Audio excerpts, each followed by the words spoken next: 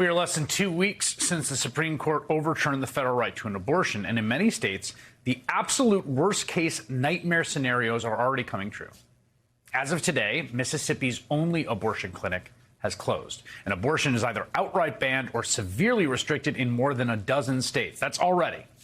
Both the American College of Rheumatology and the Lupus Foundation say they are aware of reports of patients being unable to access the drug methotrexate, which is used to treat long-term conditions like lupus and arthritis, because it can also be used in high doses or mixed with another drug for a medical abortion.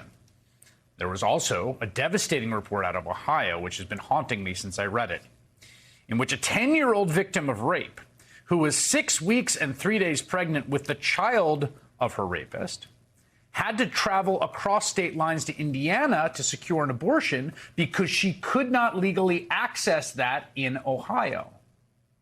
This is not an abstract case. This isn't a thought experiment of a worst-case scenario. This is a real child and a real thing that happened just days after the Supreme Court overturned Roe. And the explicit position of many Republican leaders is that a 10-year-old child should be forced to carry their rapist's baby to term. Just listen to Ohio Republican Governor Mike DeWine squirm when pressed on the horrifying reality in his state. I'm assuming that this has been referred to Children's Services. I assume it has also been referred to local, whatever the local law enforcement agency is. We have out there obviously a rapist. We have someone who is dangerous, and we have someone who should be picked up and locked up forever. And again, not knowing all the facts of the case, I'm just assuming that process has in fact been followed. No, the process has been followed. Well, to make matters worse, Indiana, where this girl secured an abortion legally, is preparing its own abortion ban.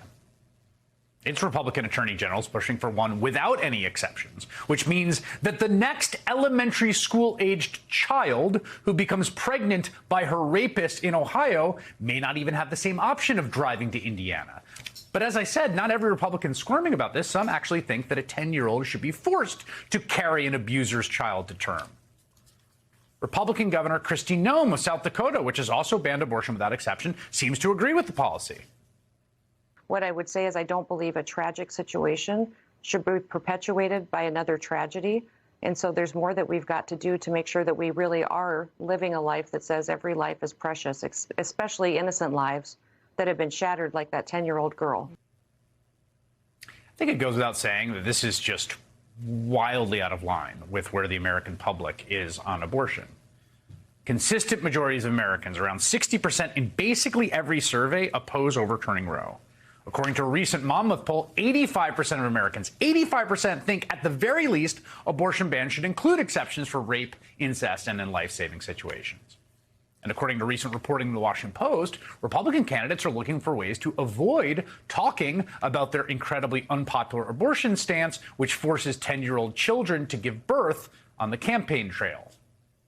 Well, Democrats, even those governing or campaigning in red states like Governors Roy Cooper of North Carolina and Andy Beshear of Kentucky, Georgia gubernatorial candidate Stacey Abrams, they are all going on the offensive on this issue, firmly standing up for abortion rights unapologetically. We're going to talk about how this might play out with the midterms just 4 months away next.